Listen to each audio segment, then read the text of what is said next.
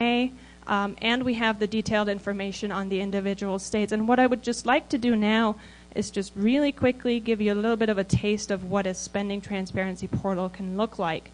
And again, you can get to all those websites through this map. And we're going to take a quick look at the Missouri Accountability Portal that Governor Blunt created by executive order. Here we have just a write-up on spending transparency in Missouri, and we have details as to what was the legal authority to create this this portal, who was tasked with the implementation, what was the cost, what was the timeline, and then some other pieces of information. But we can also go directly to the Missouri Accountability Portal if this touchpad cooperates with me. So we're going to click on the link here, and I'm just going to walk you through just one example of what you can find on this website. Now, this is the Missouri Accountability Portal. As you can see, expenditure information is available, broken up into several categories. You can look at state employee salaries. You can look at expenditures. They also have tax credits. But for the sake of demonstration purposes, we're going to go to expenditures. And you can search by agency. You can search by category, search by contract, or search by vendor. We're going to search by agency. This is, by the way, an award-winning site. The governor's office has recently won a technology award for creating this this website. So we're at the under the agency section.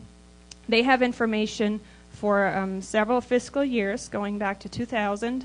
They're updating the information on a daily basis. So this is something that we'd like to see. Information exchange occurs in real time. If it's possible, we should make it available in real time. So we're just going to take a quick look at public safety. So again, this breaks up into various categories. We're going to go to motorized equipment. And if we look at vehicles under motorized equipment, and the reason I want to show you this is we can click on we can see several vendors. We can see the payments that were made in the fiscal year 2009 to those vendors. And then you can click on this one, and you see the contract number, and you actually can click on contract information, and this will take you to an external page, but it allows you to directly access the contract document, which is a huge accomplishment. It's not, most of the transparency websites do not yet link to the actual contract, the actual expenditure document. But if you think about it, this is how you can put an expenditure into context. If you, for example, have somebody mowing the lawn at the state capitol and you see a cost attributed to that, if you know the terms of the contract, how often is he doing this? How big is the area that's covered? If you have the context of the contract, that's going to make this all so much more powerful. So that is something that we'd encourage you all to do. And with that, I hope we've sparked your interest. We're going to be able to talk about this a lot more this afternoon. We believe the time is right for Montana to adopt transparency in government spending. And we at Americans for Tax Reform and the Center for Fiscal Accountability are looking forward to working with you in getting the ball rolling and getting it across the finish line. So with that, if there are any questions, be happy to answer those or try to answer those. Yes, I do have a question. I have a bill proposed in this legislative session for a transparency portal. Mm-hmm. Does each state have to recreate the wheel, or is there software available to make the link between the web and the budgeting process? The good news is there are templates available, and the states that have implemented transparency, that have created their portals, they're very willing to work with folks from other states, share the software. The federal software, by the way, is available open source.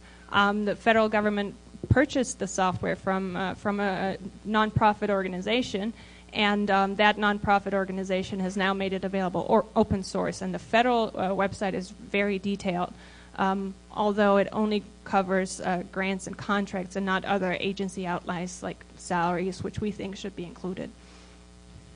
Yeah, I'm Senator Joe Balliott, and this is the first I heard that Senator Brown had a bill in. I put in a bill for transparency in government several months ago, and the question I had regarding it, and I'm sure Roy and I can work together and get something put together, but the question I had is there any track record out there of to what level of government transparency can go to? In other words, obviously, our bills are going to cover state government expenditures, but how about going down to local government, school districts, et cetera? Is there any track record in other states as to what level of detail they went to? Several states have gotten the ball rolling on passing legislation that would also mandate localities to disclose their expenditures. I guess to some degree it depends on limitations. I've talked to folks in states that said we cannot pass on those mandates to the local level.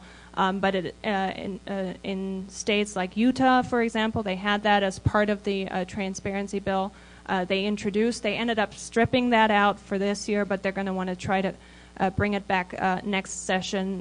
The same applies for Florida, where they were looking to pass transparency legislation for the local level, extending down to special districts, school districts, cities, towns, as far as possible.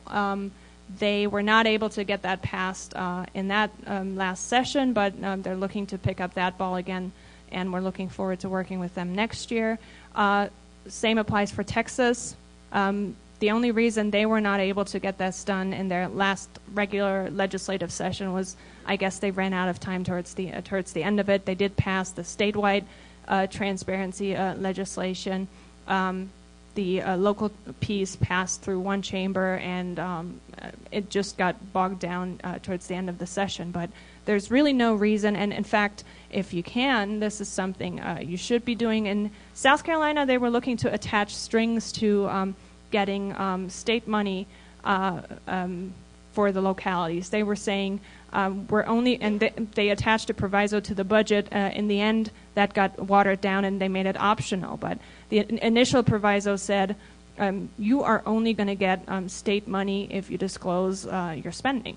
So that was what they were trying to do there. But those efforts are there. All right. Thank you.